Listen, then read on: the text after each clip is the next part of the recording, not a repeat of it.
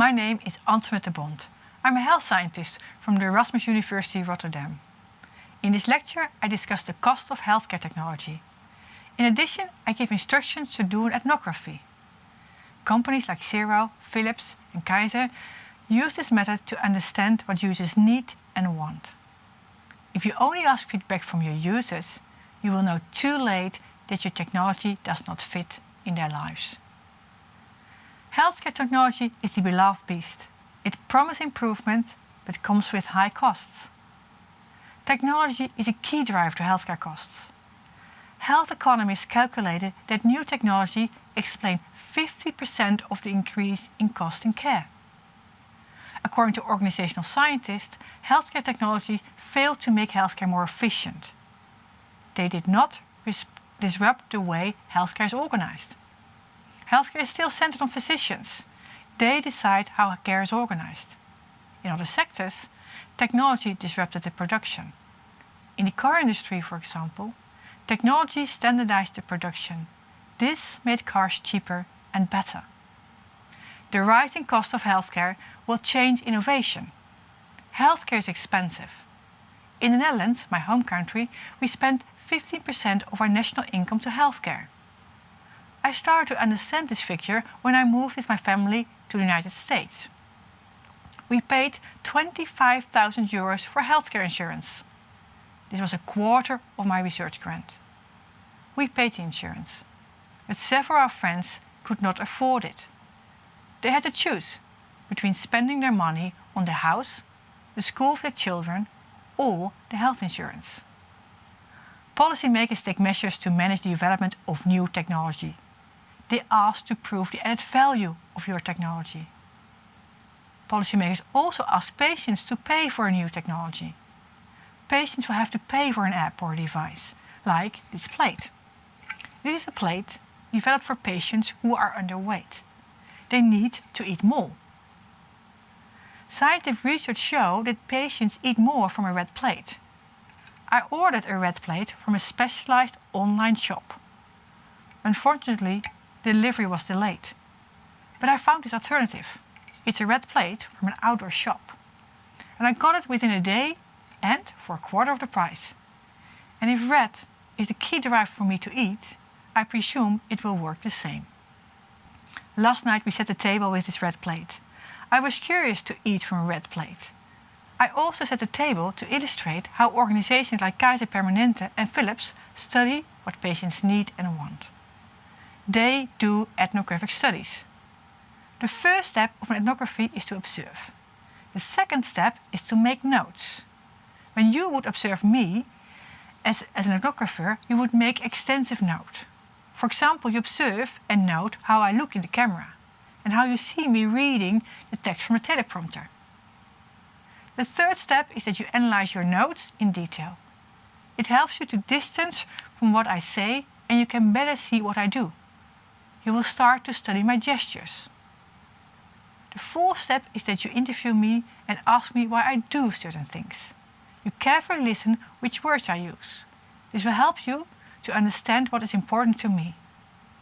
And with these 4 steps, you will understand what matters to me as a lecturer in this MOOC. And this will help you to design a studio that enables me to perform. Ethnography involves more work than organizing a focus group. You observe, interview, and make notes. It's all necessary, because what people do, what people say, and what people say they do are entirely different things. And only when you combine observations with interviews, you will understand what patients value.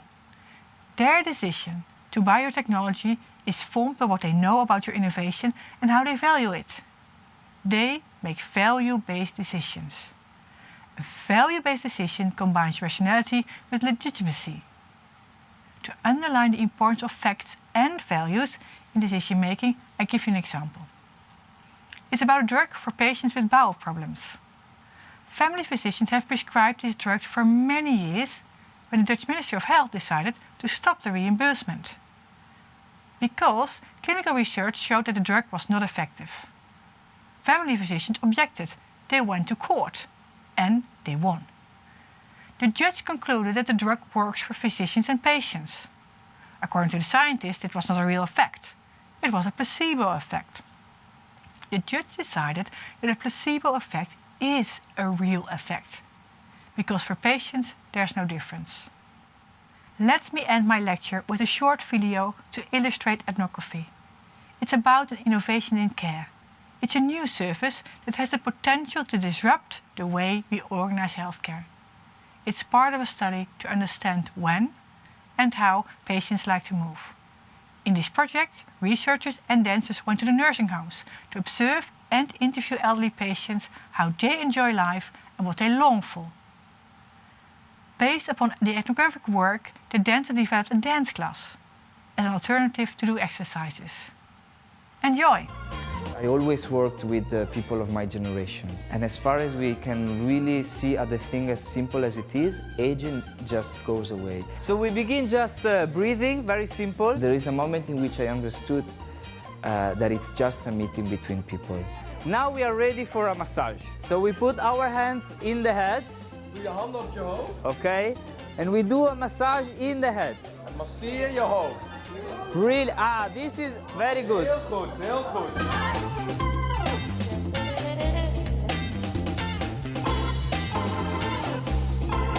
So for me, aging has been more like a second layer. I will begin with the 4 volunteers that can stay. It's very easy, but who can stay still.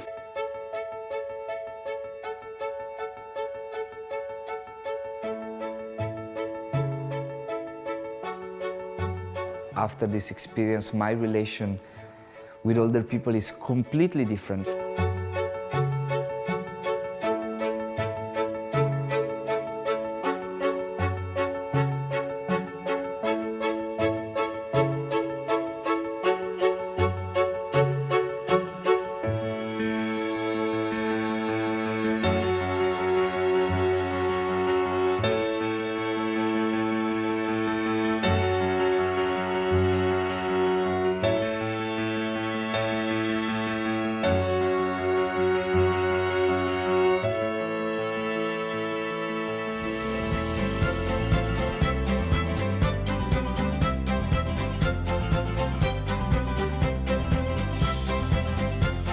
Heel leuk, heel geweldig. Ik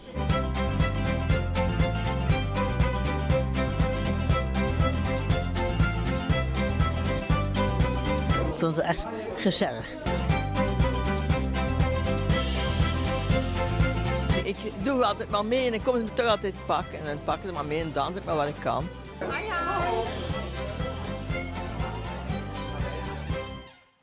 Remember this. End users will pay more innovations out of pocket. It becomes even more important what matters to end users. Therefore, observe and analyze what end users actually do. Thank you for watching my lecture.